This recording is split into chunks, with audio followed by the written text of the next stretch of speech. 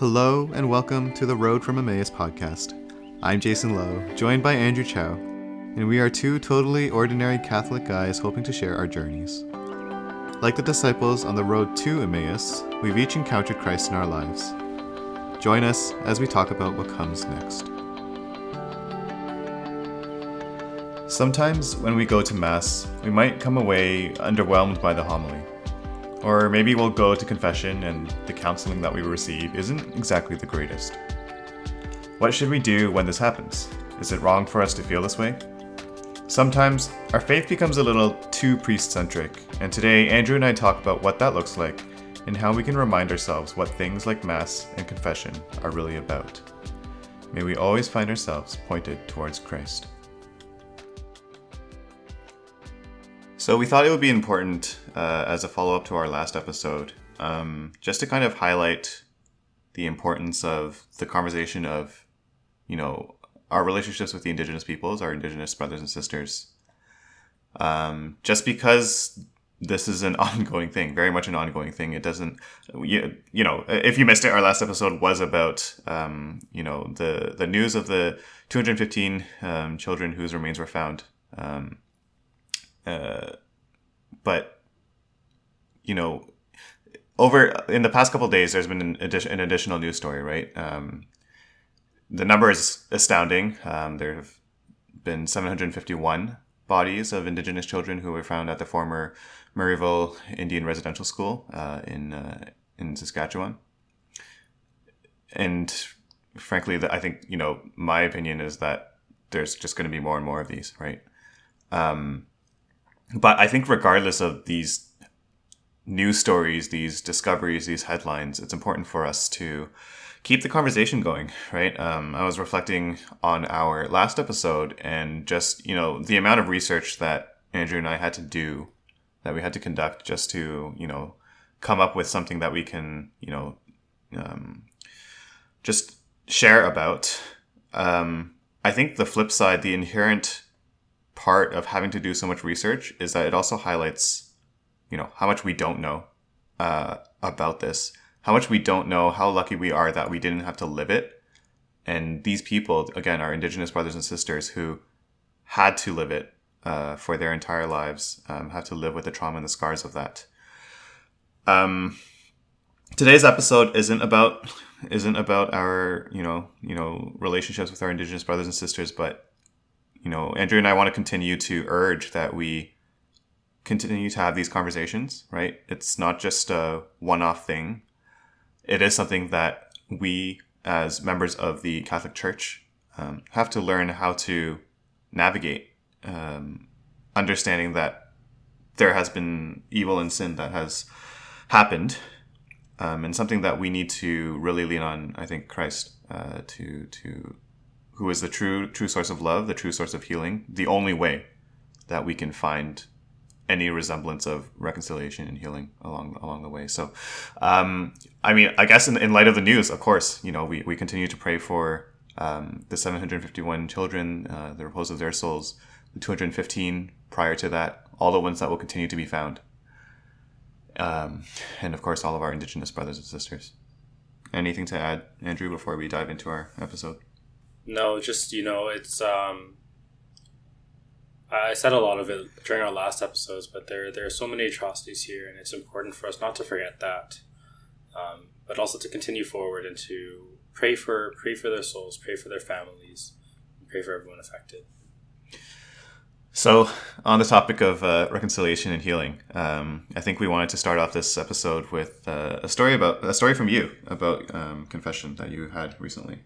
Yeah, so, I went to confession about maybe 2 or 3 weeks ago. I can't remember exactly when it was anymore. But when I went for confession, I went, confessed my sins, and then waited for the priest to give usually their counseling and then the absolution. And honestly, I came out of it really, really underwhelmed by the counseling that came, Well, first of all, when I was going through and, saying my laundry list of sins and then, tying the knot with and these are my sins that I always say, it kind of seemed like the priest was like falling asleep or something. He like there was like a gosh. notable pause, and then he's like, "Oh, was that it?" And I was like, "Yeah." Mm. and then he like says a couple things like, "It's important to know God loves you," and then he says the absolution. And I was like, I kind of came out of that going like, man, like wasn't like that didn't really hit the spot, so to speak, right? And I started reflecting on this a little bit because, it's interesting that I came out of confession feeling that way, because it was almost like the priest didn't meet my expectations for what I expect to get out of confession. Mm-hmm. When I go to confession, I expect counseling, advice, or whatever, and then I'm sure lots of our listeners have experienced this. When you go to confessors, especially if you don't have a consistent confessor, you often get very similar advice, stuff that might not be too helpful. It's important, God loves you. It's important to like surround yourself with family. It's important to, busy yourself doing the right thing, and those sorts of, more generic pieces of advice. Mm-hmm. And sometimes it can feel a little bit, wanting for more, right? So I think that led me to text you and say, hey, let's do an episode about this, right? Yeah. Just talking a little bit about what happens when we run into these situations, when people run into situations like I did, where, hey, like, I was hoping for a little bit more from you, Mr. Priest, and this, that's not what I got. And like, how do we react to it? Why are we even in this situation? And what should we be doing really in these situations? I've definitely had that experience, obviously. I'm sure every listener, to be honest, has had that experience where, even in particular, maybe there's one specific confession where you're just like, man, I really need to hear something from this man who is representing God, who is in persona Christi, which we've talked about before. Just quickly, just in case no one, or there's anyone that doesn't understand what in persona Christi is, could you just quickly explain that, Andrew? In persona Christi, so it's Latin for in the person of Christ, and essentially it's the times when the priest is more than just a representative of Jesus on earth. It's when Jesus is truly present on earth through the priest. Exactly. Like a couple times like that when that happens is confession, and during consecration as well. Yeah, consecration during Mass. So it's like the expectations of like, Jesus being there in front of you. You are speaking to Jesus, right?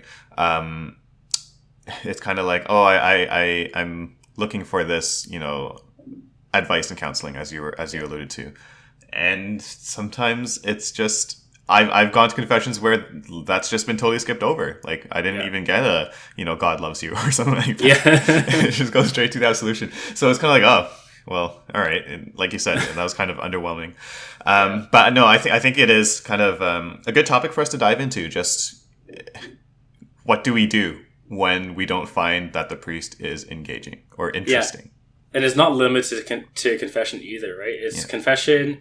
It's going to Mass when, you go to the homily and you just get a Coles Notes of the gospel you just heard. It's like, okay, I just heard that. And there's like different things that'll happen, right? Going to a retreat and having the expectation that, certain things will happen with the speakers there. There's lots of different examples of this where we go in to different situations with expectations of our priests and of our religious, where at the end of the day, they're just people and they may or may not meet those expectations. So I think, one of the big things really is, one of the first things we want to talk about is, reevaluating our own kind of priorities when we go into these sorts of things, right? So when we go to confession, when we go to specifically confession and the Mass, I think those are probably two of the bigger ones, because in both instances we're going to participate in a sacrament, and so the question is, right, like, are we cognizant of that we are actually going to receive a sacrament, I should say, sorry. Mm-hmm. Are we cognizant of what that means? And if we are, then the person facilitating the sacrament, shouldn't necessarily be the point, so to speak, right? So, since we've talked about sacraments, let's quickly use the definition that everyone always refers to, right? It's a visible sign of God's invisible grace. And I think the important part of that definition is that invisible grace comes from God. Yeah. Not from the priest who is hovering his hands over the bread or hovering his hands over you as he gives you absolution or blessing or something like that. Like you said, the priest is just a facilitator. And so, I think you put it in a really good way when you said that we need to understand our intentions and understand what it is that we're going there to receive. It is not, we shouldn't go into Mass thinking about, I can't wait to hear the priest's homily. Yeah. Or, it should always be understanding that the central point of Mass, I'm switching to Mass for now. The central point of Mass is the Eucharist, right? Yeah. And being in communion with Christ when we're able to receive Christ physically. And it's not the homily. And, I'll put my hand up because I'm pretty sure I fall into this trap like every other week, probably. Especially during this time of pandemic where we've kind of accidentally transitioned into a Mass Netflix of sorts, right? Because definitely in speaking with friends, it's kind of like, oh, like what Mass do you want to watch this week? It's like, oh, we have the power or the ability now to watch someone like Father Mike Schmitz, who normally we would not be able to, whose Mass we would not be able to attend since he's in Minnesota, and we are in Toronto. And so it's kind of like, Father Mike Schmitz, big public figure in the Catholic Church, or at least in North America. And, everyone raves about his homilies. I will rave about his homilies. But at the same time, maybe there was an issue there in terms of, my line of thinking of, I want to watch this Mass because of Father Mike specifically. It's a little too priest-centric there. Sure. I think that term of precentric, right? That's kind of one of the pieces here as well, is that, so much of our faith has, and we might have talked about this before, I can't really remember, but so much of our faith has kind of graduated into this area where our experience of the faith is dependent on our priests. And, it's understandable. At the end of the day, a lot of the sacraments, if not all the sacraments, require the priest to be there, except, I guess, marriage, because technically he's just witnessing it. But anyways, for the most part, right, the priest needs to be there for these sacraments to happen, and that this is an instituted vocation for us to be shepherded, right? So these are all true things and important things. And it's not to say that liking a priest's homily is a bad thing. It's not to say that feeling that there is a particular pastor who pastors you best is a bad thing. Right? That's not what we're saying here. But maybe more on the other side of things, if you come across a priest who does not pastor you well, I guess the piece that we're getting at here is that doesn't take away from his value as a priest and the sacraments that he has facilitated for you, right? Mm-hmm. When we're talking about a visible sign of an invisible grace, another way of saying that is this is the time that we know guaranteed God's grace is there, right? And that's not these sacraments are real if, right? If the priest has a good homily, if the priest gives good advice, right? And thank God that is not the case, right? Because if it was, we'd be really not in a great situation. In trouble, I think. Yeah, definitely, right? Because there's lots of priests, frankly, that aren't great homilists, right? They don't give great homilies. There's lots of priests that might not be as skilled in the kind of counseling bit of confession, right? But we can't discount the vocation that they're in, because there's a lot more to being a priest and a lot more to our relationship with our priests than just those things. So you mentioned earlier kind of a few examples of, it's not just confession. So I just wanted to go through those examples. We've just gone through Mass in terms of what is the point here, right? So you've already talked about confession. The point is to receive the sacrament, receive God's mercy and forgiveness, and ultimately allow for our sins to be absolved, right? It's an integral part of our faith. Part of that process, sure, you get the advice, you get the counseling, some spiritual direction or whatnot. But I think maybe the way to look at that is kind of that's gravy on top, perhaps. Yeah.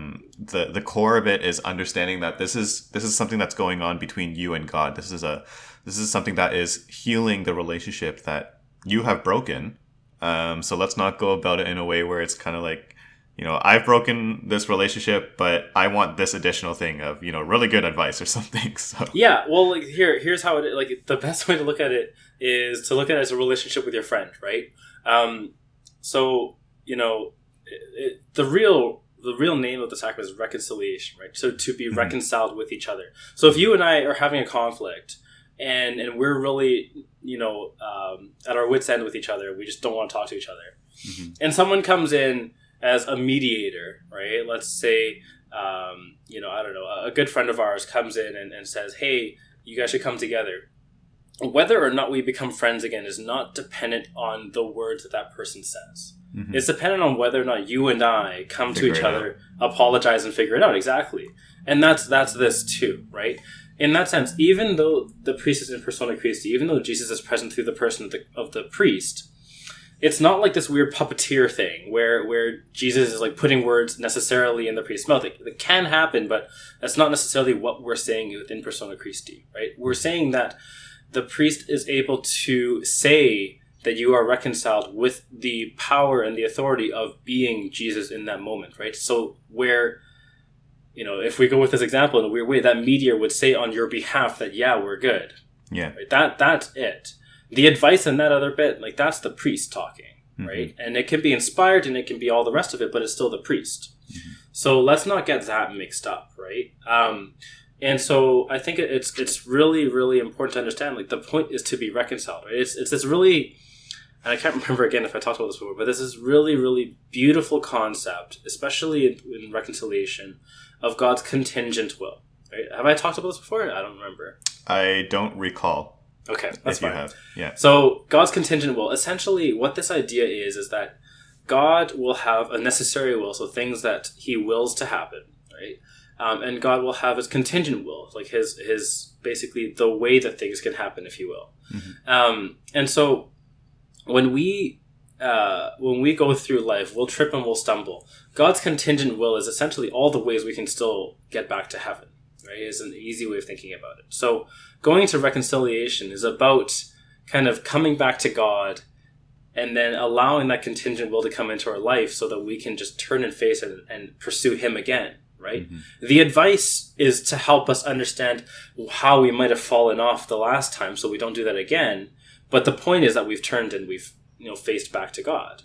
And so going to reconciliation, that is happening, right? There's sorry, I'm just going on here, but yeah, no worries. There's this idea, and a homilist in Vancouver, Father Justin Huang, in a daily mass last year, he gave this homily, which is really, really beautiful kind of capturing of this concept. There's a difference between feeling close to God and being close to God. So feeling close to God can be those like consolations, those like really uplifting feelings that we get from like a really, really good confession, where we call it a really good confession, when in reality, confession is confession. It's not good or bad, it's confession. But we feel, I had a really great confession. What the priest said really stirred my heart. I feel so in love with God right now. And then there is being close to God, which is by nature or by virtue of the fact that I went to confession, I experienced this sacrament, which is a visible sign of invisible grace. I know God is there. I know I'm close to God, right? And so a lot of the kind of, I guess, maturation process, if that's a real word, but the process of maturing in the Christian faith is growing out of that reliance, I think, right? And this is something I'm really going through as well. Going out of that reliance of the feelings of being close to God and just knowing that you're close to God, right?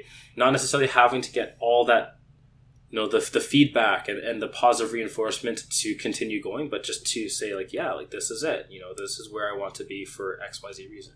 Just understand that, you are in God's presence in these moments, right? Put yourself in God's presence. And like you said, don't rely so much on the emotions of the thing, which I know you and I have talked about, several times now on our podcast, but it's something that, as people who are literally just going through it right now, right?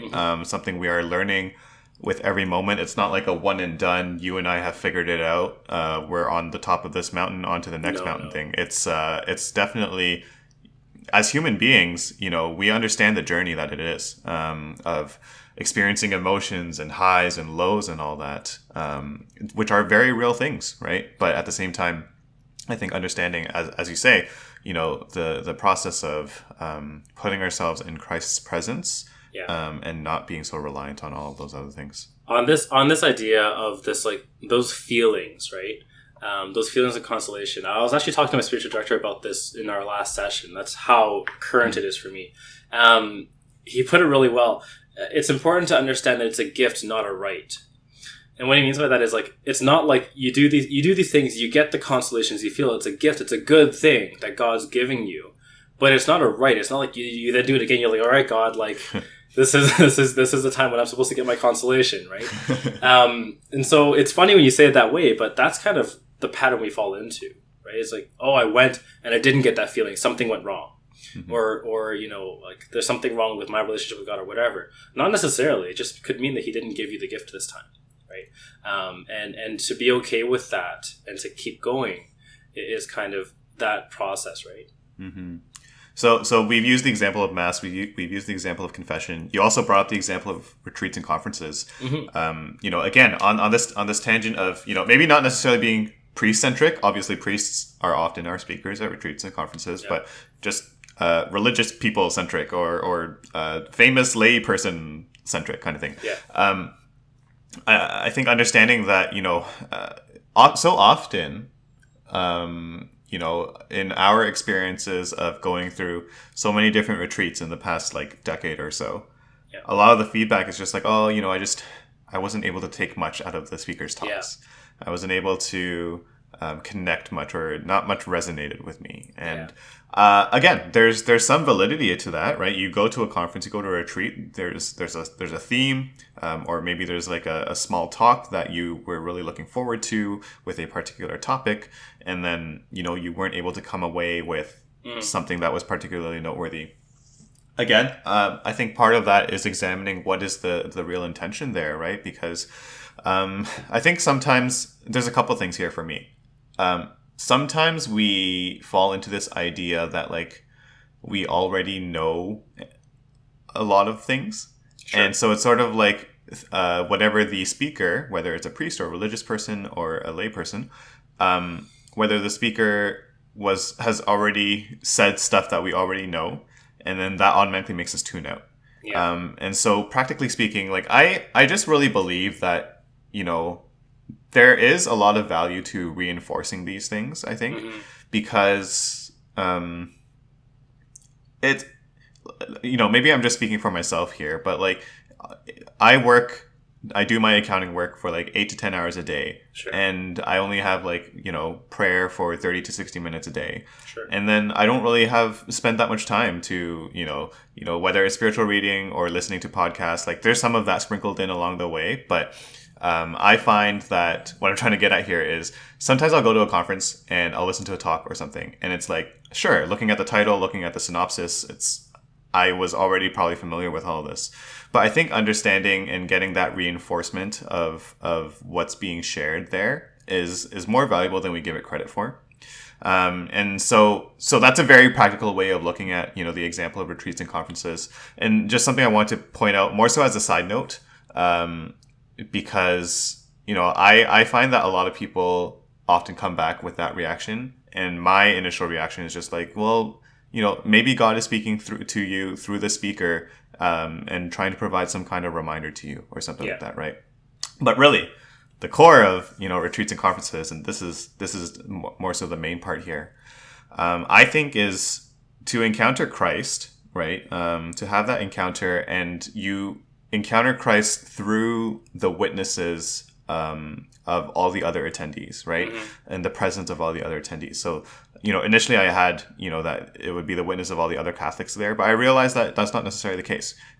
Whether it's someone who's new to the faith, whether it's someone who was dragged along to this retreat or conference, which definitely happens every year, there is Christ in the face of each of those people, in the faces of each of those people, and making those connections, making those friends, all of you pull together and come before Christ. And to me, that's kind of that, and that's how you encounter Christ. And to me, that's the core of retreats and conferences. And I put it that way because, obviously sometimes retreats will come with like masses and adorations and things like Sure. that. But for me, I feel like there's a lot of that people community aspect. Yeah, definitely. And you know what? It's also to say that even if you've heard something before, you haven't heard it the way you are now. Right? I think that's another piece of the puzzle here. Mm-hmm. It's great that you learned about TOB academically when you were in grade 10. Mm-hmm. But like you've lived a lot of life between then and now.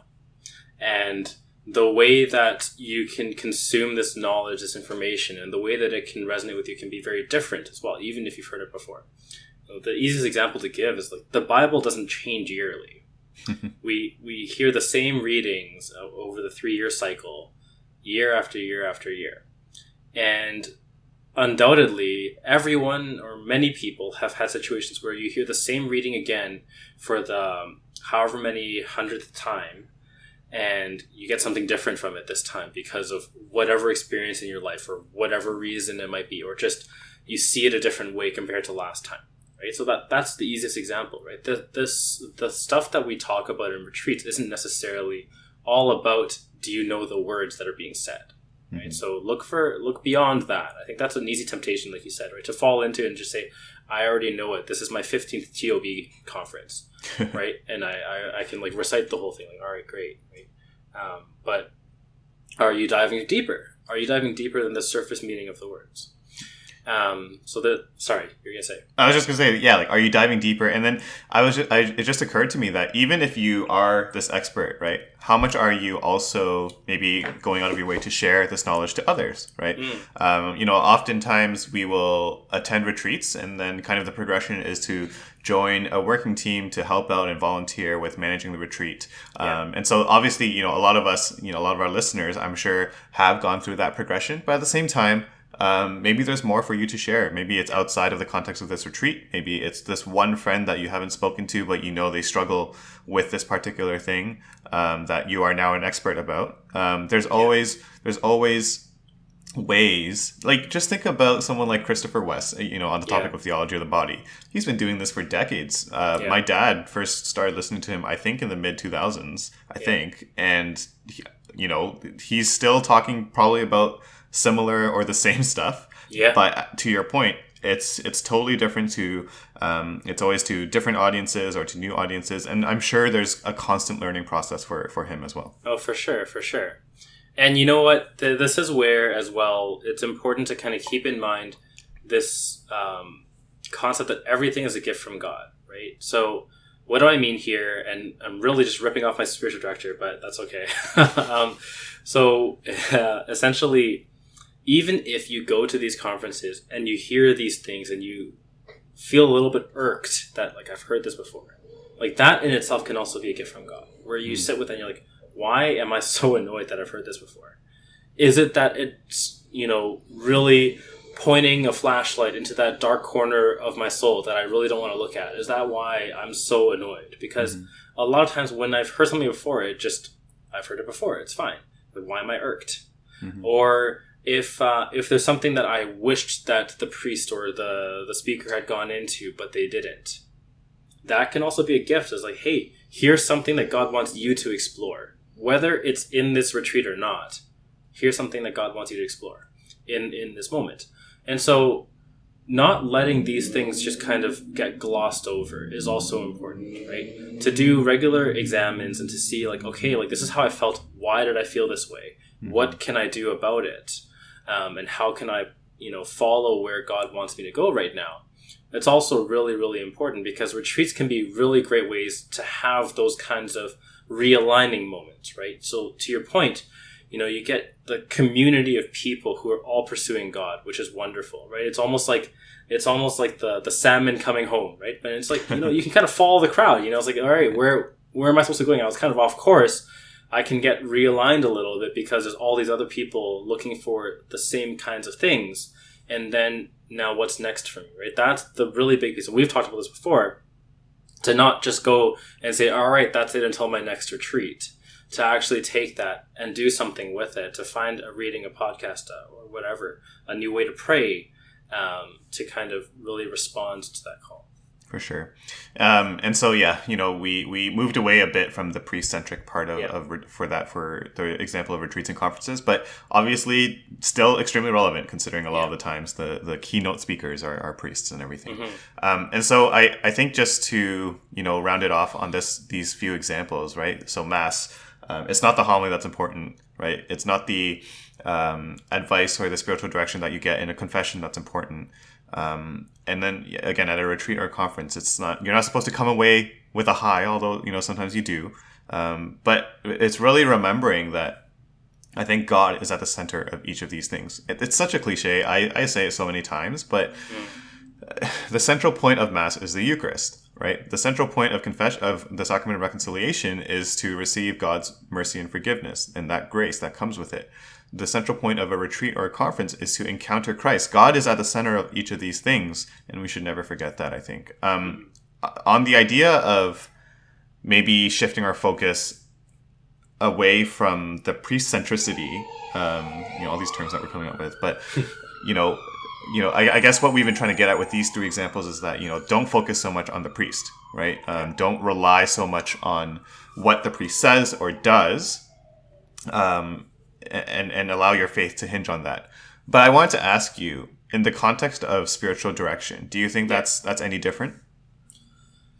I don't. I think, it's important to understand why we go to spiritual direction and, why it's a priest. So a really big clarifying point is it doesn't have to be a priest. Yeah. Right? So that's one really big piece to say about spiritual direction. Spiritual direction, at the end of the day, it's very similar to spiritual friendship in a lot of ways. But essentially, it is the process of God forming you into being more like Him, right? And spiritual direction is when that formation comes through the form of another person. Same deal as I guess, confession and reconciliation. It's not always about what the person says in some senses. Mm-hmm. But at the same time, it's about how the person is helping you journey. So let me kind of break that down a little bit. The mark of a good spiritual director is someone who is constantly listening for the hints in your life about where God is. Mm-hmm. Right? If a spiritual director is coming in and just constantly projecting their life on you, I would say, even if it's a wonderful priest, that might not be the right spiritual director for you. Mm-hmm. Right? Because really, what should be happening is that at the end of the day, the real spiritual director, again, is Jesus, right?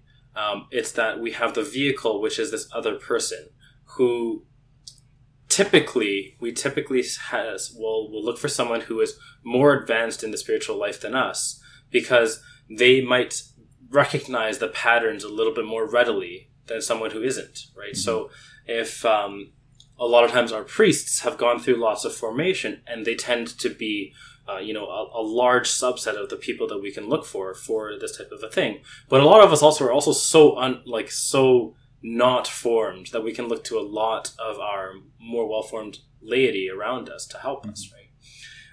So I think that's the piece here, right? Is if they set things the wrong way, sure, it can be annoying. It might not sit well. But if they're recognizing the right things, I think that's the real piece to kind of look for. Is this spiritual director really helping me to see God in my life? Or is it am I just being pontificated at? Are they just telling me things that should be happening, and I just come out of it feeling like I went through a lecture, right? That might be a little bit different from spiritual direction to me. Yeah, no, I think that's a great point in terms of recognizing that, the priest should be a great listener, if we want to simplify it that way, of being able to pinpoint things in your spiritual life that require specific help that is unique to your own journey, kind of thing. Mm-hmm. I guess the reason for the question is because I can think of people who, obviously with spiritual direction, the inherent idea of it is it's more of a long-term relationship, right? Yeah. And there can be people who have the same spiritual director for literally years and years and years.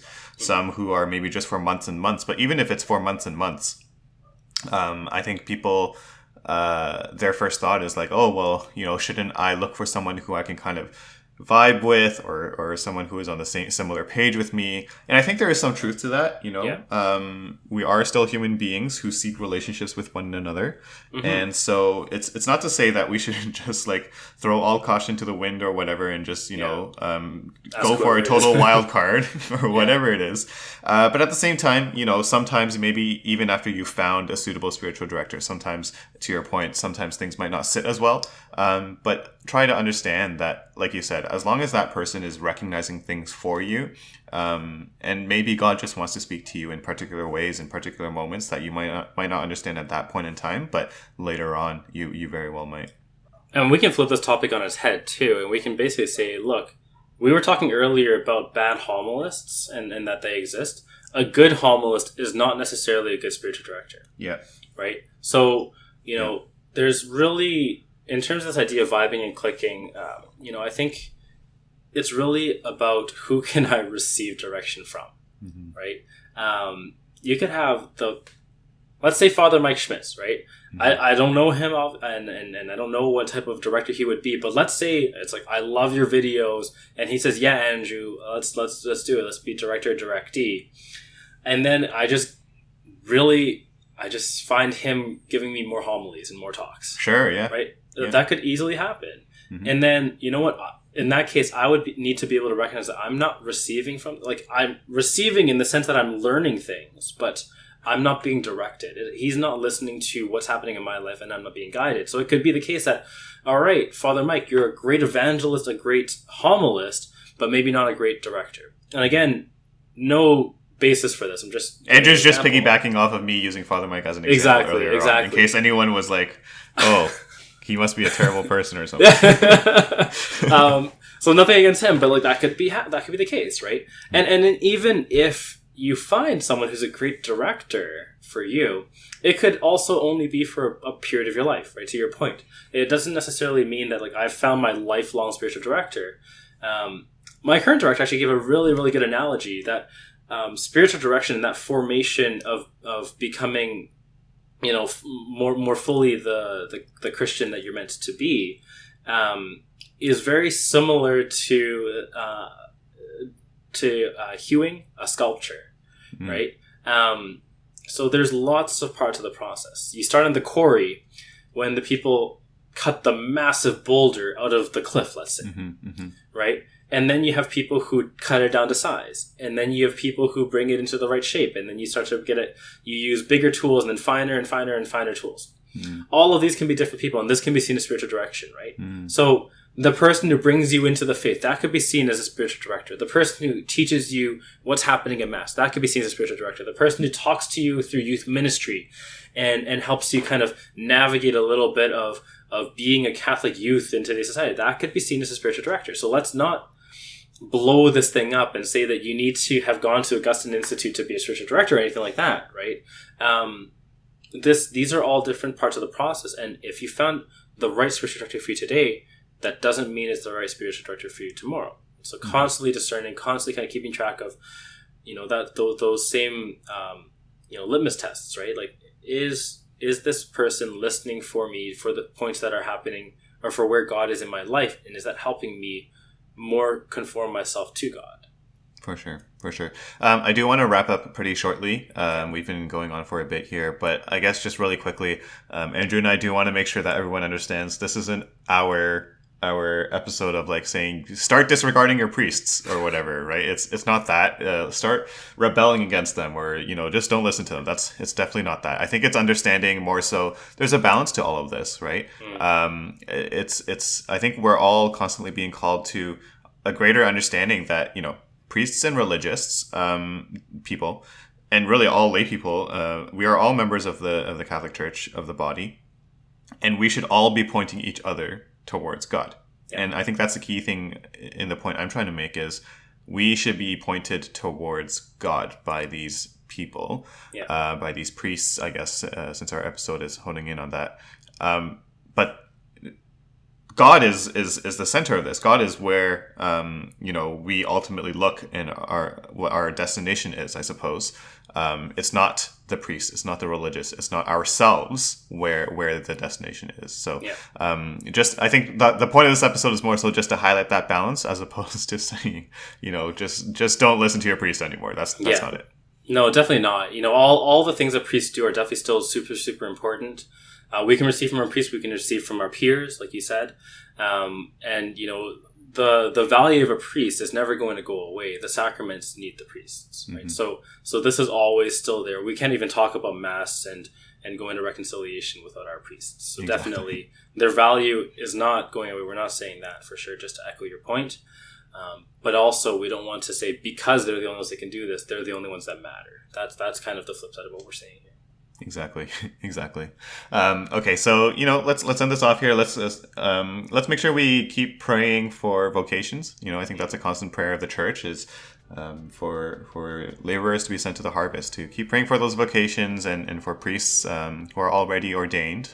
And of course, just with what we started off the episode with, let's keep praying for our Indigenous brothers and sisters, and making sure that obviously prayer is powerful, but let's see what we can do to also be a part of kind of that change and a part of that reconciliation.